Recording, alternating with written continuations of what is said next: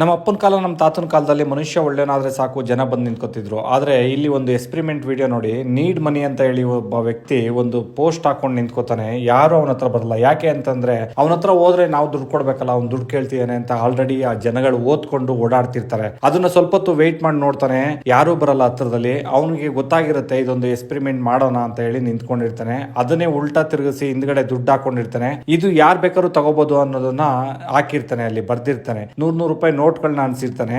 ಇದನ್ನ ನೋಡಿ ನಾವೇನಪ್ಪ ಕಲಿಬಹುದು ಅಂತ ಅಂದ್ರೆ, ಮನುಷ್ಯ ಬದುಕಿರ್ಲಿ ಸತ್ತಿರ್ಲಿ, ನಿಮ್ಮ ಹತ್ರ ದುಡ್ಡಿದ್ರೆ ಮಾತ್ರನೇ ಜನಗಳ ಹತ್ರಕ್ಕೆ ಬರ್ತಾರೆ. ದುಡ್ಡಿಲ್ಲ ಅಂತ ಅಂದ್ರೆ ಯಾರು ನಿಮ್ಮ ಹತ್ರಕ್ಕೆ ಬರಲ್ಲ. ಅದು ಫ್ರೆಂಡ್ಸ್ ಆಗಿರ್ಬೋದು, ಅದು ರಿಲೇಷನ್ ಆಗಿರ್ಬೋದು, 100ಕ್ಕೆ ಒಬ್ಬ ಯಾರೋ ಒಬ್ಬ ವ್ಯಕ್ತಿ ಬರ್ಬೋದೇ ವಿನಃ ಈ ತರ ಜನ ಸಾಗರ ಆಗ್ಬೇಕು ಅಂತ ಅಂದ್ರೆ ನಿಮ್ಮ ಹತ್ರ ದುಡ್ಡಿರ್ಬೇಕು. ಅದಕ್ಕೆ ಫಸ್ಟ್ ನೀವು ದುಡ್ಡು ಮಾಡೋದು ಕಲಿಬೇಕು. ದುಡ್ಡು ಮಾಡಿ ಒಳ್ಳೆ ರೀತಿಲಿ ಇತ್ತು ಅಂತಂದ್ರೆ ನಿಮ್ಮ ಹತ್ರ ಜನಗಳು ಬರ್ತಾರೆ. ನಿಮ್ಮ ಹತ್ರ ದುಡ್ಡಿಲ್ಲ, ನೀವೇ ಇನ್ನೊಬ್ರ ಹತ್ರ ದುಡ್ಡು ಕೇಳ್ತಾ ಇರಾ ಅಂತಂದ್ರೆ ಒಂದು ನಾಯಿ ಕೂಡ ಮೂಸ್ ನೋಡಲ್ಲ ಅನ್ನೋದು ಇದೊಂದು ಎಕ್ಸ್ಪೆರಿಮೆಂಟ್ ವಿಡಿಯೋ.